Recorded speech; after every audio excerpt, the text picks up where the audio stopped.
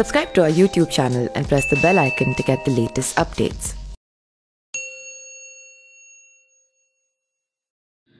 नमस्कार, मैं पिंटू सिंह यादव आप सभी का स्वागत करते हैं न्यूज़ लाइव में। दोस्तों, उत्तर प्रदेश में जब से योगी आदित्यनाथ की सरकार बनी है उसके बाद बाहुबली माफियाओं पर लगातार शिकंजा कसता नजर आ रहा है।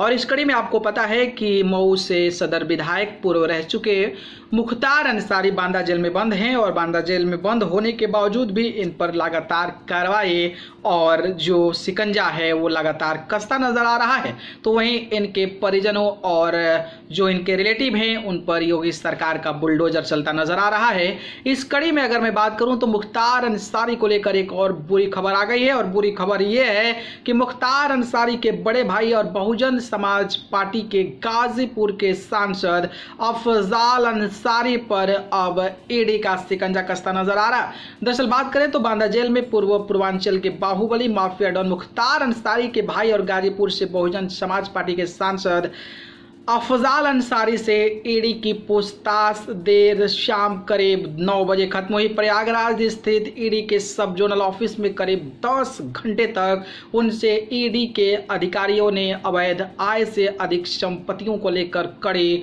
पूछताछ की है। वहीं ईडी से पूछताछ के बाद बाहर निकले अफजाल अंसारी ने मीडिया में बातचीत कहा कि मनी लॉन्ड्रिंग के मामले में दर्ज केस में पूछताछ के लिए उन्हें तलब किया गया था। उन्होंने बताया कि ईडी के अधिकारियों ने उनका संपत्ति के बारे में जो पूछताछ की है उसके बारे में मैंने जवाब दे दिया है। इसके साथ ही अंसारी ने कहा कि मैंने ईडी को 2011 से लेकर 2021 तक अपना ITR भी सौंपा है। इसके अलावा अपने बैंक खाते के लेन देन का भी ईडी के अधिकारियों की जानकारी दी है। अफजाल अंसारी ने कहा कि अवैध तरीके से उनके द्वारा कोई काम नहीं किया गया है, इसलिए ईडी की जांच में कुछ भी गलत नहीं निकलेगा। इस दौरान अफजाल अंसारी ने बीजेपी सरकार पर भी बड़ा हमला बोला। उन्होंने कहा है कि 2022 में पूर्वांचल में बीजेपी की करारी हार हुई है। इस करारी हार का बदला लेने के लिए उन्हें परेशान किया जा रहा है। हालांकि उन्होंने कहा कि प्रवर्तन निदेशालय जांच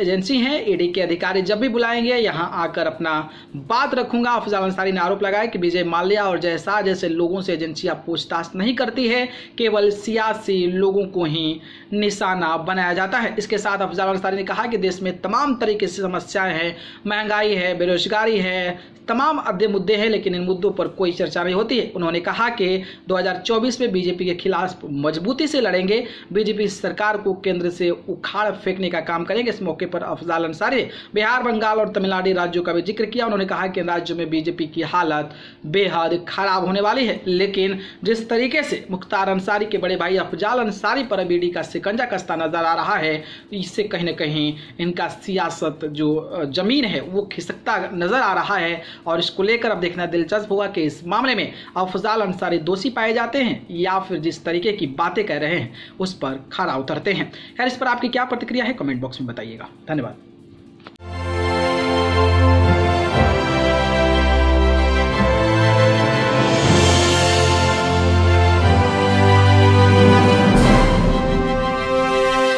Subscribe to our YouTube channel and press the bell icon to get the latest updates.